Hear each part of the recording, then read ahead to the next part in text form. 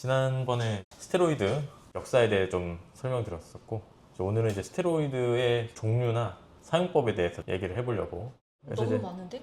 스테로이드가 엄청 많은 제형이 있지. 이게 다야 근데? 이것보다 훨씬 더 많지. 훨씬 더 많지만 이제 주로 처방하는 것들, 일단은 경구약으로 쓰는 게 이제 프레드니솔론, 메틸프레드니솔론이라는 게 있고, 덱사메타손, 베타메타손, 트리암시놀론, 이렇게가 좀 전신적으로 쓰는 스테로이드. 그런 약들이 개발되게 된 배경은 그때 코티솔 기억나? 코티솔? 코티솔이 활성형이고 하이드로코티손이 정확한 명칭이야. 그 하이드로코티손이 너무 효과가 짧고 약한 거야. 그러다 보니까 이제 제약회사들이 여러 가지 스테로이드를 다 만들어내기 시작한 거지, 합성해서. 이것도 붙여보고 저것도 붙여보고 이중결합 추가해보고. 그래서 처음에 이중결합을 추가한 이제 프레디니솔론이 나왔지. 하이드로코티손보다는 이제 지속시간이 길고 항염 효과가 좋았지만 단점으로 이제 미네랄로 코르티코이드라고 해서 혈압을 올리고 부종을 유발하고 이런 부작용들이 나타나기 때문에 메틸기를 하나 더 붙여서 조금 더 부피를 키운 메틸프레디니솔론이라는 걸 만들어. 그것보다 더 센 약, 덱사메타손과 베타메타손이 만들어지지. 우리 병원에서 지금 덱사메타손, 베타메타손 이렇게 앰플로 쓰고 있고. 덱사가 더 센 거였어 트리암보다? 훨씬 세지. 트리암시놀론 이렇게 있고. 근데 트리암시놀론 하면 이제 제일 유명한 게 이제 염증 주사라고도 많이 부르잖아. 트리암시놀론 아세톤나이드라는 거야. 아세토나이드. 그래서 그 아세토나이드라는 기를 붙임으로써 얘가 약간 좀 크리스탈라이제이션, 결정화가 이루어져. 병변 내 주사라면은 유지가 되면서 서서히 방출이 되는 거야. 병변 내 지속적인 항염 효과를 유발할 수 있는 거지. 너무 두꺼운 병변, 흉터 병변 이런 데다가 이제 이 이거요? 트리암시놀론을 쓰지. 트리암이라고도 하고. 근데 이제 덱사나 베타는 트리암시놀론보다 훨씬 더 세기 때문에 얘로 하면은 부작용이 더 금방 나타날 수가 있는 거지. 그래서 전신형은 좀 이렇게 있고, 전신으로만 계속 쓰다 보니까 부작용이 너무 잘 나타날 거 아니야. 국소적인 피부 병변 아니면 호흡기 병변, 부작용을 낮추기 위한 제형들이 계속 쭉 발전을 해. 이 하이드로코티손 1% 가장 약한, 포텐시를 뭐 4단계로 나누기도 하고 7단계로 나누기도 하는데, 스킨 블렌칭 테스트라고 해서 스테로이드가 혈관을 수축시키기 때문에 발라놓고 나면 이제 나중에 피부가 창백해져. 창백해진 강도를 가지고 구분한 7단계 분류법. 1단계가 제일 강한 거, 그 중에서 이제 7단계에 속한 거지. 얘는 제일 약한. 애기 습진이나 가려움, 발진 이런 데 쓸 수 있는 거지. 사실 제일 유명한 게 우리나라에서는 리도맥스지.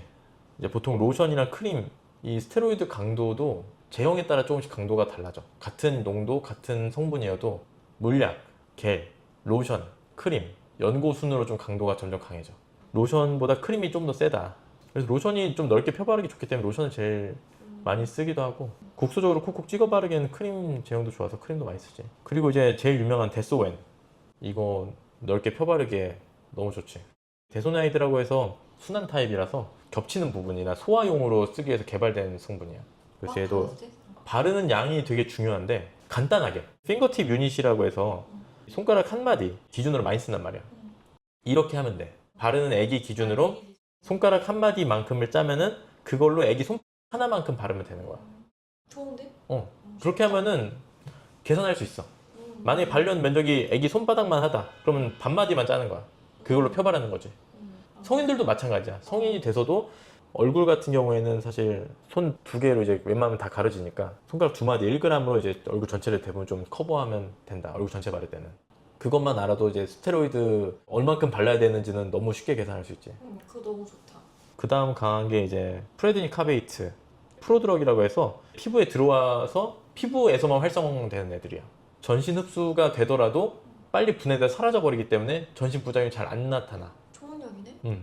얼굴이나 목이나 이런 얇은 피부 같은 데 많이 쓰고, 두피에도 많이 쓰고. 그리고 이제 유지기간이 좀 짧기 때문에 하루에 한 번이 아니라 2번 이상 바르는 게 좋아.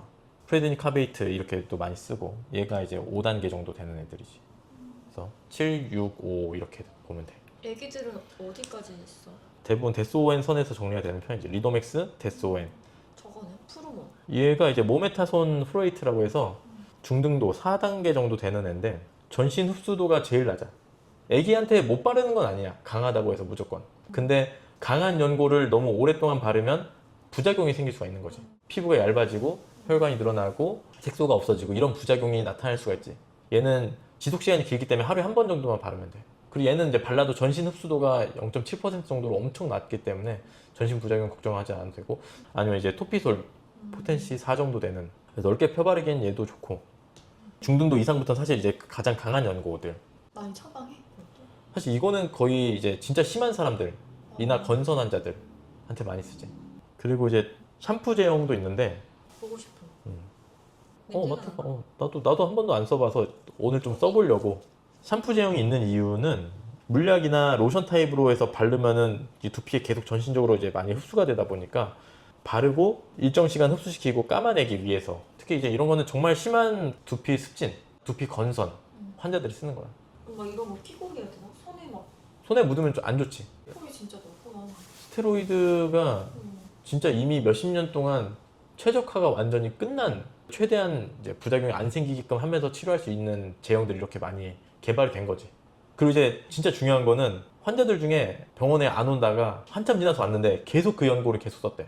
집에서 그냥 그건 계속 바르는 거야. 하얘진다든지 아 맞아. 피부 얇아진다든지 그래서 오는 경우들이 많거든. 스테로이드 연고는 웬만하면 2주 이상 안 바르는 게 좋고, 아무리 길어도 4주 이상 안 바르는 게 좋지. 일주일 정도 연고를, 집에 있는 연고를 발랐는데 효과가 없으면 병원에 무조건 가야 되고, 평상시에 쓰던 연고가 있으면 그걸 꼭 병원에 갈 때 가져가라.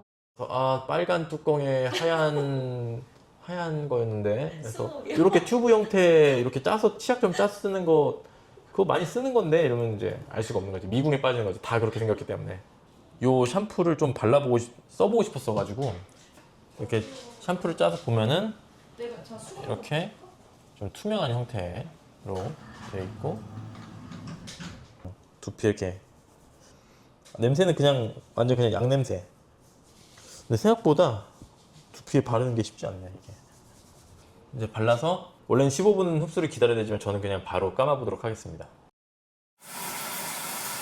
일단 스테로이드 샴푸를 바르고 이제 머리를 감아봤는데 거품이 그렇게 아주 많이 나진 않는 것 같고, 냄새도 그렇게 막 썩 좋지 않다 보니까 일반 샴푸를 한 번 더 무조건 감아야 될 것 같은, 저라면 환자한테 처방할 때 그냥 일반 물약을 그냥 병변 있는 데다가 바르고 15분 정도 흡수를 기다렸다가 일반 샴푸로 한번 감아내는 걸 하는 게 더 좋을 것 같아요.